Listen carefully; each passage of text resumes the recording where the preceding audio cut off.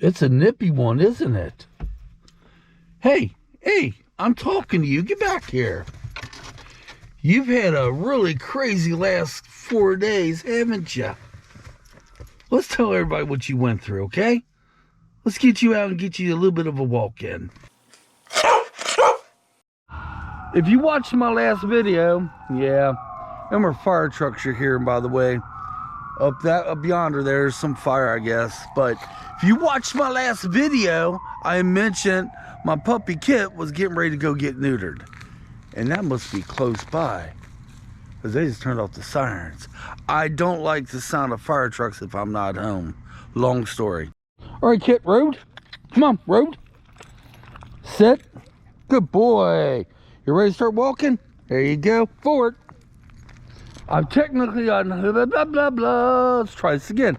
I technically have not taken my puppy Kitt for a walk. Ooh, I'm guessing in about a week, because of the procedure. And well, I don't walk them every day. I do, I walk Kitt 4 days a week down here, and 2 days a week he does hiking or some other adventure somewhere else. And one of them days I clean house. But guys, I'm sorry, ladies too, he got neutered. Yeah, he did. Yeah, you did. Let's talk about that. Oh, you want to get another sniffer? All right, then we'll do our small walk. Before I tell you what all happened and explain why now you're seeing the video after it's been 4 days, the walk I'm giving him today is very simple. We'll probably do 1 lap, which is very tiny. We're going super slow.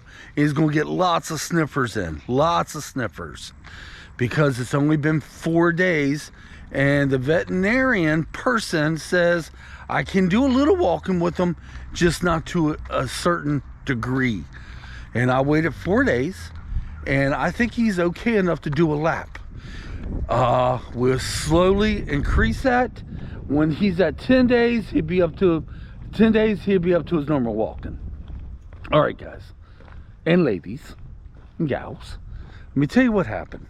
Well, Mike, you said you was going to make a video of this. I did. I said that, didn't I? Well, the day came to go get him, take him in there to get neutered. And guys, I was a nervous wreck. Yes, I was. It was a little bit of a mental status thing going on in my head. And I'll get to that here in a few. What'd you see? There's nothing over there. Oh, he's doing okay, but it seems like I may have to do the training thing all over again. Did you forget everything you learned in 1 week? Yeah, I think I'm going to have a little bit of work to do, because them 5 days he has not walked, or yeah, it's been 5 for him. Kind of did him in a little bit. Yeah, it's just take a little bit of work. He'll be back to where he was at. All right, guys, the veterinarian hospital / office we took Kitt to is the same place we took Stormy when we had to have her put to sleep. See, now he's all warmed up. Now, this is the Kitt I remember training 5 days ago. No pull, no pull. To me. Good boy. Oh, there's that plastic spoon. We use that as a kind of like a marker when we walk. As I always tell Kitt when we got to the plastic spoon, it's like, you made it to the spoon, Kitt. Don't eat it. We ain't got much further to complete it. And I don't know, it's just a game to us. But yeah, the same place that I took Stormy is also the same place I've taken Kitt to. How many times I have to take him there to get his shots? 2 or 3, I don't remember. That didn't bother me though. The reason it didn't bother me because I knew we'd go in, he gets his shots, get a checkup, and out the door we go. This time I was there to drop him off and walk out the door without my puppy with his leash and collar in my hand. That's exactly what happened with Stormy. And it messed with my head. I kept telling myself I will be back the next day to pick up my puppy. And it really messed with my head. It did. So the whole day I was really, really upset I was really, I don't know what words to use. But it wasn't just that, guys. It was something else that happened too. Just like that, when I got here, there was nobody here in the park. Now it's starting to fill up with cars. It must be something going on. But it was the fact I kept thinking, oh my gosh, how does Kitt feel? My gosh, my mom and dad took me and dropped me off. Now I'm in a kennel with no food, but they do give me water, and I'm here overnight. We dropped him off at 4:30. He was there all through the night. Nobody was able to watch him after 6. That truly freaking bothered me. I couldn't get it out of my head the whole day. I kept looking at the time, especially after 6 o'clock. I was like, all right, Kitt's been there 2 hours by himself. I know he's scared of other dogs. I'm sure other dogs are there barking. He is probably shaking like a leaf. I felt like a total butthead. I felt so guilty for him being there by himself. Well, nighttime came. I didn't sleep for the damn through the night. Who would? Next morning came, I felt a little bit better because I knew his surgery was probably going to be about 7 o'clock in the morning. 7 o'clock in the morning, I knew his surgery would be, and he'd be sleepy. I knew after the surgery, he'd be very sleepy, and I was going to pick him up that day a little bit after 4. And that's what we did. We went back, got there about, I'm guessing 10 minutes after 4. And we had to wait a while because there's a lot of people there to pick up their dogs and drop off their dogs. So we waited a while, and they took us back to a small room. They wanted to take us back to the same room that Stormy was put to sleep in. And I was like, no, please don't do that. Please, no, don't do that. Children are here playing, so we're gonna go around the building. I don't like to videotape when there's children close by. That's just me. A lot of troopers have no problem with that. I do. All right, come on, Kitt, forward. He's in a part of the grassy area. I never really take him too much because my leg is a hill, and I was worried to put my leg through that stress, but I'm okay now.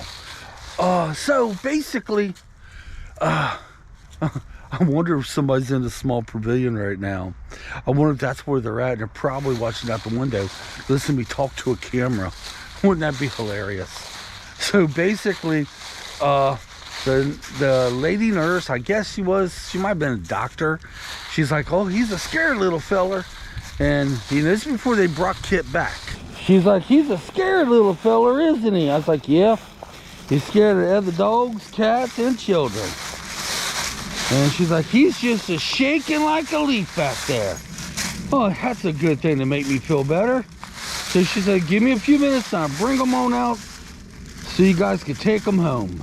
She brought Kitt out, and as soon as he entered that door, he see me and Angie there. He went nutso. He was so happy to see us. His tail wagging, him wanting to jump, but we can't let him jump because he just had surgery, but he was going completely nutso. And you guys want to see the new pool? Off season, of course. Sorry you have to look at it through the fence, but they put this pool in here last year. And it's a nice little pool. But yeah, here's the new pool. All right, back to Kitt. Once again, almost called you Stormy. We're walking in grass he's never been to. So pretty much gave us 4 pills. He took his last pill this morning. Told us try not to let him jump, although he's a puppy. He's probably going to. And by all means, do not let him lick where he had surgery. And I asked her, I was like, will he be okay to walk? He could kind of walk with you a little bit now. I say in about 4 to 5 days, you can walk him a little bit more, which is what we did today. And, pretty much after 10 days or so, he should be up to his old self. So we brought Kitt home. Kitt was very tired. And I got to show you guys. Kitt, stay, baby. Stay. Right here. Now, this is what happened at the first 15 minutes we brought Kitt home. And he stayed like that for pretty much quite a few hours. We might as well walk all the way around this if we can. Holy smokes, this is kind of cool. I haven't walked over this area since they put the new pool in. So, all the way up to about 10 o'clock at night, guys, he pretty much laid. Now, we weren't allowed to give him anything to eat or drink for 2 hours after we got home. And we tried, They said try the water first. If he was able to handle the water without it coming back up, they said we could give him a little bit of food. We finally got him to drink the water. Nothing happened 30 minutes, so we gave him some food. He ate a little bit of food. He was fine. But at 10 o'clock, he was starting to jump a little bit. He's waking up now. That whatever they put him, whatever medicine was on, is 100% worn off. And now he's wanting to lick. We're like, Kitt, no, don't jump, don't jump. Well, that whole night we did not get no sleep. Here's the pool from this end. Holy smokes. You know, I've never walked around the pool like I'm doing now since they put it in. I walked around the old pool, and they changed the landscape here a little bit too. Because roughly right where I'm at was a steep hill. Right down yonder, there's the beautiful Hogan Creek.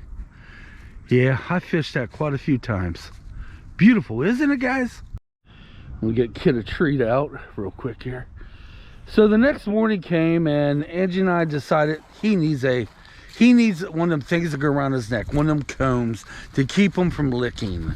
So the first thing in the morning, we went down to the pet store, paid 20 bucks for a plastic, all it is plastic, to go around his neck. I'm gonna show you a picture real quick here. Kitt, no, baby. Okay, try to hold the camera still, Mike.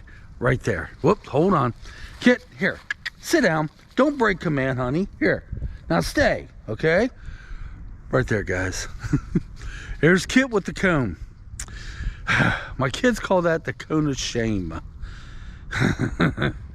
He didn't go berserk with it on, but he did not know what was happening. Guys, I got a confession. I paid 20 bucks for that piece of plastic. I only used it 30 minutes.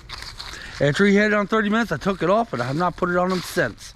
I've just been very much watching him. And the only time he's out of my eyesight, the only time really is when I'm doing dishes or I have to go to the restroom. And every so many seconds while I'm doing dishes, I'm looking around the corner because he's usually sleeping.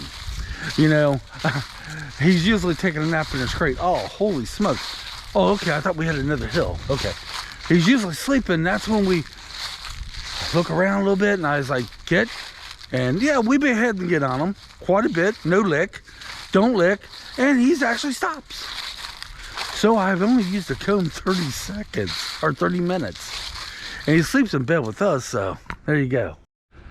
I was afraid this all went down a big hill because right here, the old pool had a big, huge, it looked like it was going to a basement.